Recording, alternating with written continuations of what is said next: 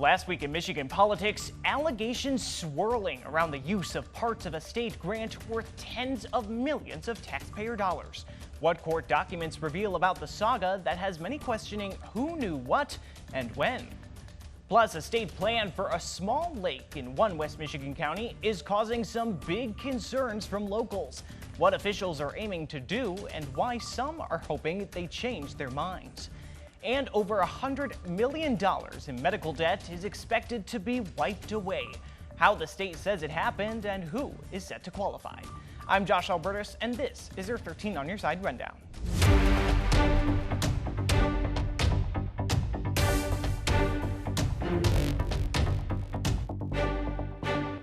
A state grant worth tens of millions of dollars is now under scrutiny over allegations of misuse of some of the funding.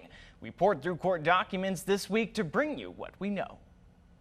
It seems like it's corrupt. A scandal in the halls of Michigan's economic development arm.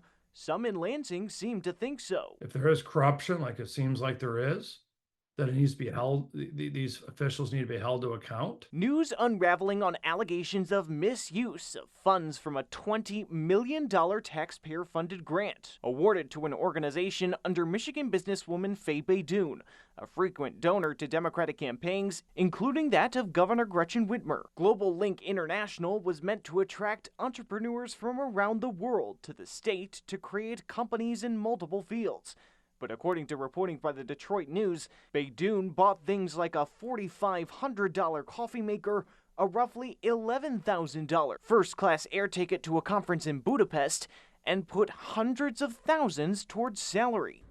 Now, court documents from late last month reveal a telling picture that led to the search warrant and raid by the state attorney general's office last month on the headquarters of the Michigan Economic Development Corporation. We now know that raid was connected to the Global Link project. In a statement this week, a spokesperson for the corporation saying, quote, MEDC has been cooperating with the attorney general's investigation into Global Link for well over a year. The grant to Global Link was appropriated by the legislature with the amount, the recipient, and the disbursement schedule set forth in the boilerplate language. But the AG's office arguing it was anything but smooth, laying out a timeline of communication with the corporation they felt showed a slow and insufficient response to their requests.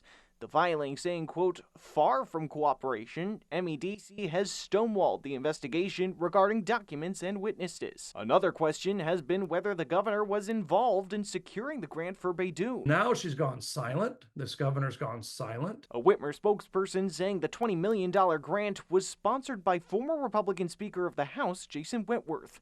According to the Detroit News, Wentworth had denied seeking money for Baydoun's project.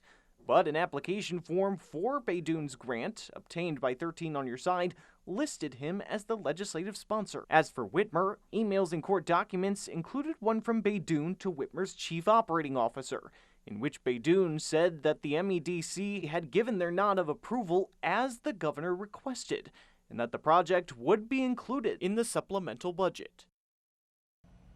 And Governor Whitmer responded to the situation at a separate event this week, according to further reporting from the Detroit News. The news reports she said she was troubled and that to say she was disappointed would be, quote, really not nearly strong enough language. And Governor Whitmer announced this week the state, through a partnership with a medical nonprofit, will be wiping out more than $100 million in medical debt for Michiganders. The state said Thursday it partnered with the nonprofit Undo Medical Debt to put money toward erasing the roughly $144 million in debt. That applies to almost 210,000 Michiganders. In order to qualify, someone needs to be either 4 times or below the federal poverty limit or have medical debts that equal at least 5% of their annual income. Kent County was expected to be the 3rd largest county in the state in terms of debt being erased. And Governor Whitmer signed an executive directive this week aiming to boost the drone and uncrewed aircraft system industries in Michigan. The directive puts forward $4.1 million in funding for Michigan's Advanced Air Mobility Activation Fund across 4 projects in the state. Whitmer said the investments can strengthen supply chains, protect our national security, and reduce dependence on foreign manufacturing. She added that these 4 projects receiving funding can bring good-paying jobs to the state. The 4 projects include $1.5 million to CVS Health in Troy to help develop and support the company's drone initiative. $949,000 to Traverse Connect in Traverse City to further a project designed to use drones to deliver medical supplies in rural communities. $740,000 to Jack Demmer Automotive Group to further develop a drone rapid delivery system for automotive parts throughout the state. And $1 million to the University of Michigan for building out drone test beds and attracting and incubating startups in aerospace. And Governor Whitmer is blaming massive economic uncertainty for a failed semiconductor plant. While Whitmer didn't name the company, the Associated Press reports that SanDisk Corporation was considering a 1,300-acre facility near Flint. The Associated Press reports documents from August of 2024 show that Michigan offered the company nearly $2 billion in grants, $250 million in workforce development funding, and about $3.75 billion in tax breaks. Whitmer shared a statement following the decision to pull out of the project, blaming the national economy and tariffs. She said in part, quote, "Because of massive economic uncertainty at the national level, an advanced manufacturing company we were working with to bring a huge project to Michigan has decided not to move forward with plans to construct a semiconductor plant anywhere in the United States." Michigan House Speaker Matt Hall, a Republican, pushed back against Whitmer's statement, saying he supports the tariff strategy to bring manufacturing back to the U.S. He said, quote, "We simply need state leaders who are focused on making sure Michigan is the best possible place to build and grow." And the U.S. Department of Education is investigating foreign funding at the University of Michigan. That's after a review allegedly found discrepancies in mandated disclosures. The accusations come after 2 Chinese scientists connected to the school were charged with smuggling biological materials into the country. The chief investigative counsel for the Department of Education described the school's disclosures as incomplete, inaccurate, and untimely. A federal statute requires those foreign funding reports be sent to the Secretary of Education twice a year. The unemployment rate in Michigan has dropped for the 2nd straight month, but it's still higher than the nationwide rate. According to data released today by the Michigan Department of Technology, Management, and Budget, the jobless rate declined slightly to 5.3% in June from 5.4% in May. Officials say it means the labor market is stabilizing.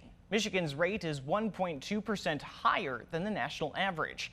And nearly 48,000 unemployed Michiganders are getting retroactive payments. The claims filed between January 1st and April 1st were reviewed by the state's Unemployment Insurance Agency. The back pay is based on a 2024 law that raised the maximum weekly benefit. If you qualify, you'll get a monetary redetermination letter in your online account. How the so-called One Big Beautiful Bill signed by President Donald Trump could affect your taxes. We spoke with a tax expert early this week to find out how to put yourself ahead. Tonight, how much you pay in taxes could soon be changing. Big shifts in federal tax policy are on the way following President Donald Trump's signing of what was dubbed the One Big Beautiful Bill. We're advising people to stay very informed on what's happening within the current tax code. Wealth management expert Chris Nemes signaled it's important to know what's happening to put yourself in the best position. Changes on everything from an increased child tax credit to interest on certain car loans. You have to buy a new car that was assembled in the United States between the years 2025 and 2028 to have the ability to deduct that up to $10,000 in interest. From state and local tax deduction caps to a pilot program for kids born through 2028 to potentially receive savings accounts. You're looking at $1,000 that will be put into that account on behalf of the federal government, but the family of that child can also put in up to $5,000 per year. The law also targeting a major campaign promise for the president, no tax on tips and overtime.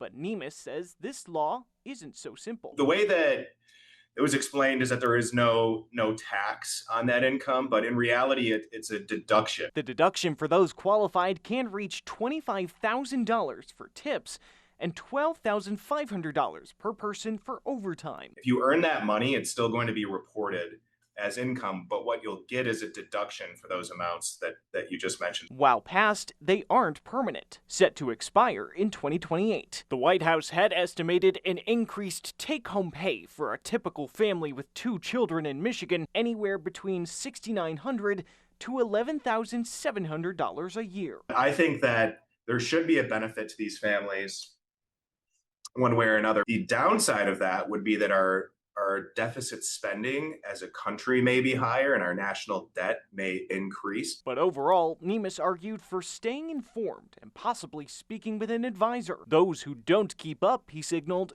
could get left behind. Government cuts have many local organizations looking for new funding sources. The Literacy Center of West Michigan helps 1,300 people gain the literacy needed to find work and get health care. The funding has been in place since Lyndon Johnson's presidency in 1966. The cuts, we're told, mean the center will not be able to provide the same level of programming. They were expecting the funds to be cut for the next program year, but the cuts took effect on July 1st. We have to not only make very significant cuts that we were hoping to have a year to figure out, we have to do it so quickly it's costing us money. She adds the reduced funding it will lengthen the waiting list for those needing help. It's considered by many in the area to be a local jewel, but some folks in one Barry County community fear it won't be the same if a plan from the state of Michigan goes through. Coming up, why officials are looking to make a change at this local waterfront and why some think they should reconsider.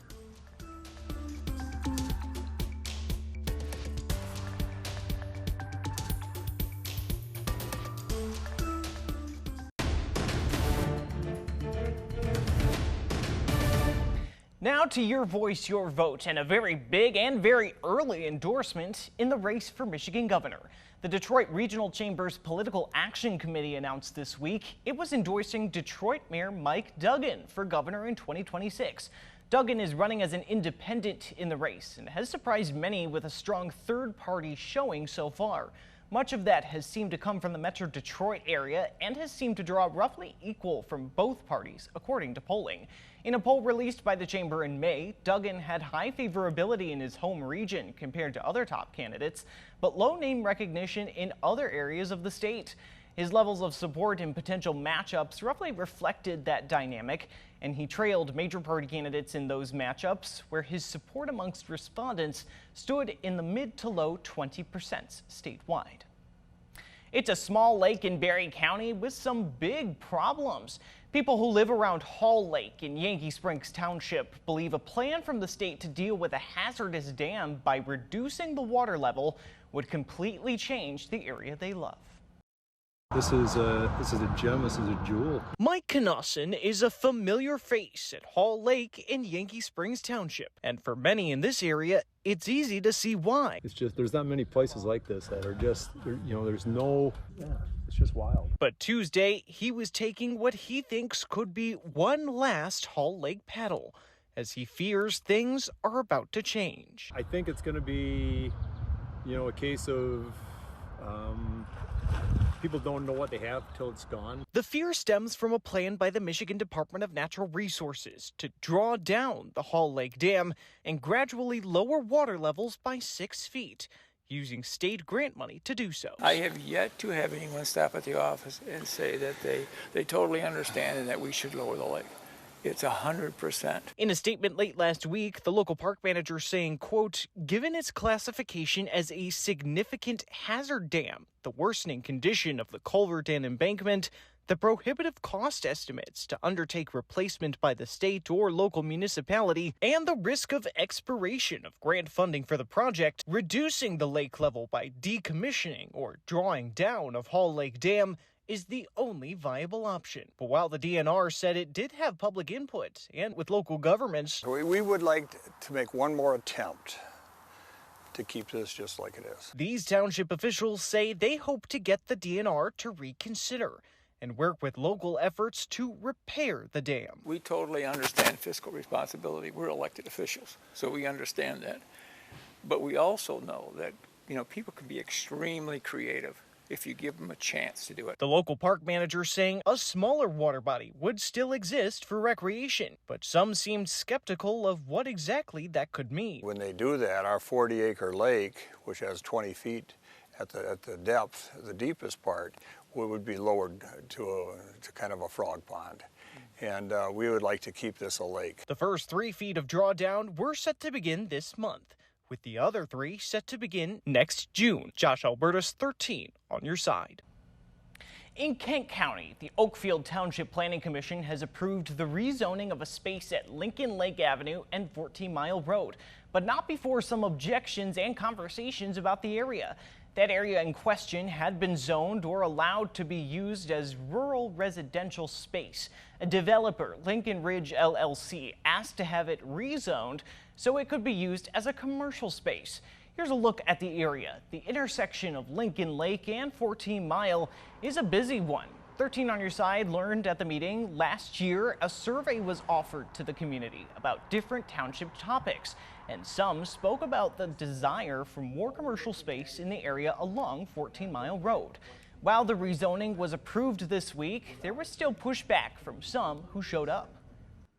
As an Oakfield Township resident, I just don't want it. And I know I don't have great grounds for that, but I wanted to stay here tonight as a citizen to learn the process and to make sure I express that this is against a lot of the residents' wishes, I believe. I don't see an inconsistency because this way, and thinking in terms of the public, you guys are going to get at least 2 bites of the apple again to look at the project and work with them, I hope, on coming up with something that is productive and consistent and good for Oakfield Township.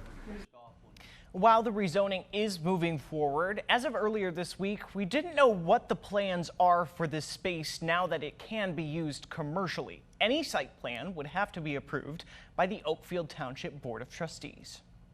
Gun violence continues to spawn constant tragedies in communities across America. But now what city officials in Grand Rapids are considering doing to honor victims. That's next.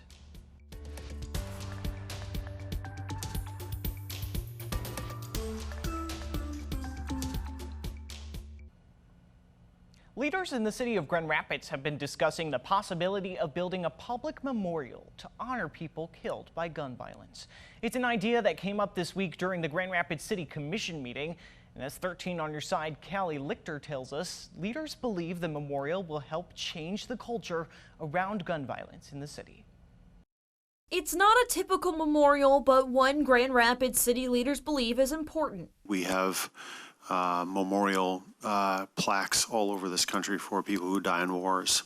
I certainly think I would welcome a conversation about a public memorial like that for people who die of gun violence, because if we don't look the issue in the face and we're not honest about it, I don't think we can hope to improve. The discussion for a public memorial for victims of gun violence was brought up Tuesday at the Grand Rapids City Commission meeting after an item to rename Umatilla Street Southeast in honor of Amelia Penn, a teenager who lost his life to gun violence, was not taken up. And what became really clear to me is that this community needs a way to publicly grieve and honor our loved ones and those who we've lost, especially young lives that we lose way too soon and so tragically. Third Ward Commissioner Kelsey Perdue says this conversation is a catalyst, pushing the city to have a larger conversation about honoring lives lost to gun violence. This year, the city has seen 4 deadly shootings and hundreds of weapons-related crimes. Perdue and other community leaders want to find a sustainable way to honor the lives lost. It is so important to the fabric of our community, and especially to all those families who have lost people, whether it was a few months ago or many years ago. that sticks with you, that never leaves you. By creating a physical memorial. I think this is going to open some larger conversations and be a catalyst to maybe something even bigger, something more regular, something more permanent, that more folks can participate in and feel connected to. Purdue also wants the city to focus on gun violence prevention, especially with young people, so triggers aren't pulled in the first place. Congress this week passed over $1 billion in cuts to public broadcasting. They're cuts that have many in West Michigan worried about what that could mean for our local communities, especially rural ones. Here in West Michigan, WGVU, which encompasses the local PBS and NPR stations, telling people the cuts mean $1.4 million in losses each year to WGVU. That's 18%, they say, of their annual budget. To public media across the state, we're told it totals about $24 million in cuts. Rural areas are expected to be some of the hardest hit. Stations like WNMU in northern Michigan and Delta College near Saginaw and Midland are expected to lose roughly half of their funding. But it isn't just shows and programming like PBS and NPR that federal officials have claimed deliver biased news on the taxpayer's dime. When we spoke with the local station director, he noted how local public media plays a big role in things like emergency situations. A perfect example was with the ice storms that happened this past really spring up north that really were catastrophic. There were 7 radio stations that went off of the air because their towers came down or their transmitters their generators ran out of fuel and they weren't able to get fuel there. But stations like WCMU were able to stay on air, which is the public radio station that covers the northern portion of Michigan, was able to stay on air and continue to broadcast and give communities updates. If and when some local stations may start to go dark, he expects we'll see that in the coming weeks and months if new funding isn't approved. An update now from Ottawa County. The search for a permanent administrator is back on. This comes after the board paused their search efforts last month. The administrator position has been vacant since February of 2024 when the board fired John Gibbs. The county posted a listing for the open job last week. This time, the search will be without Brighton-based Double Haul Solutions. That hiring firm split with the county a few weeks ago, and the county, as of earlier this week, had not shared any information about a new firm. The board has tried to fill the position twice since Gibbs was fired, but have been unsuccessful. In November, both finalists withdrew from consideration, and this summer, more candidates withdrew, leaving the county with 1 finalist. That's when the board made the decision to pause the process. Last month, board chairperson John Teeples told us despite the setbacks, he's not worried. Frankly, this process on the administrative search, as hard as it's been, I was thinking about it the last couple of days. I think it's actually has some really positive attributes too. There's a lot of communication going on to try to figure out how best to do this, and it's working in a good direction. So yeah, that's tough, but that's how it is, and we'll get there. We're going to get there. In the meantime, former Sheriff Gary Rozema has been serving as the county's interim administrator. The new deadline to apply for the administrator job is at 5 p.m. on August 11th. The county has not shared information as of earlier this week about what will come next. 3 years ago, the 988 Suicide Prevention and Crisis Lifeline launched nationwide. But now the federal government has ended one of the Lifeline services geared specifically toward helping LGBTQ+ people who are in crisis. What one local advocate believes the impact of the change could be for people in our communities. We'll have that after the break.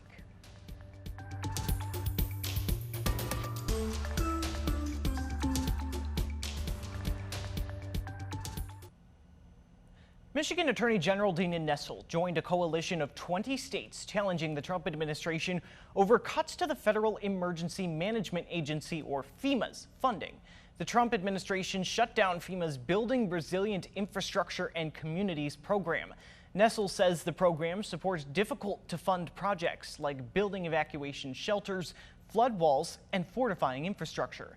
In a statement, Nessel said in part, quote, "The BRIC program has proven effective at protecting lives and strengthening infrastructure before disasters strike. Shutting it down is not only unlawful, but, as the recent tragedy in Texas makes all too clear, recklessly dangerous." Nessel hopes the suit will stop the Trump administration from spending funds originally earmarked for the program and to eventually restore all funding.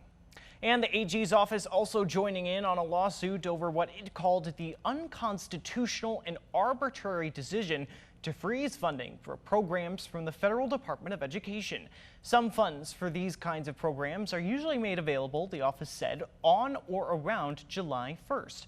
But rather, according to the lawsuit, the DOE announced it would not send out notifications obligating the dollars until they had completed a review.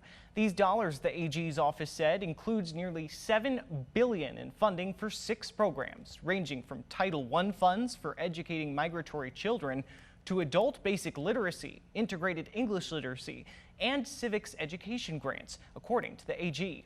In a statement, Nessel saying in part, quote, "Courts across the country have made it clear to Donald Trump that he and his administration do not have the authority to unilaterally block funding that Congress has already approved. These education grants are designed to help Michigan students thrive. By freezing them, the Trump White House is not just breaking the law, but jeopardizing our kids' future." And the Trump administration continues its federal cuts, this time targeting an LGBTQ+ service option through the National Suicide Hotline. 13 on your side's Aaron Sullivan has more from earlier this week on the impact that could have here in West Michigan. Starting today, the Trump administration will close the National Suicide Hotline's Press 3 option, which was made to help LGBTQ+ youth in crisis. Now, local advocates are concerned about how this will impact callers that don't have an option for specialized care. Jenny Knight has been an advocate for LGBTQ+ health care for most of her professional career. She serves as the head of the Grand Rapids LGBT Healthcare Consortium, where she specializes in helping people find treatment for HIV. But I'd say our primary goal right now is we're working to address the urgent needs that keep coming up. And a great need right now is mental health resources for LGBTQ+ youth. But with the Trump administration's decision to no longer fund the Trevor Project's Press 3 option on the National Suicide Hotline, she worries those in crisis could suffer. Having an LGBT youth get connected with a counselor that doesn't have any specialized training, doesn't understand identities within the LGBT community, makes it much harder for that youth, and that youth is not going to be as likely to reach out for help then, nor are they as likely to trust that person. The Substance Abuse and Mental Health Services Administration released a statement saying this decision was to broaden their services and address all callers. But advocates argue that's not realistic. So you wouldn't pick somebody who is specializing in, say, trauma-informed care if you're looking for somebody who deals with, say, personality disorders. Mm-hmm. You know, so you're looking for somebody who's very trained in what you want.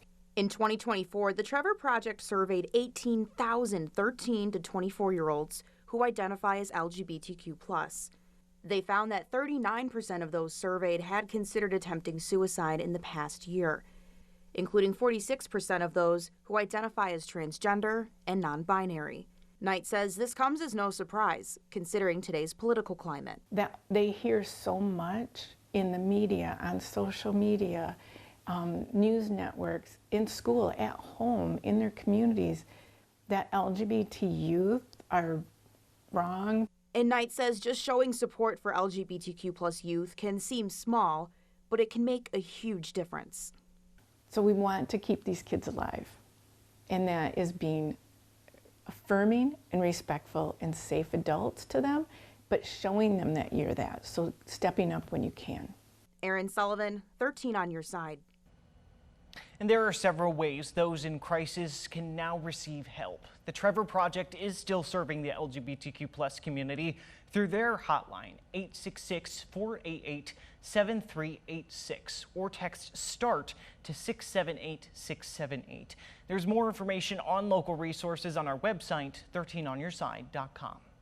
And that's the rundown for your week in Michigan politics. Be sure to keep up with all the top political stories of the day, both on air and online at 13onyourside.com. We'll see you next week.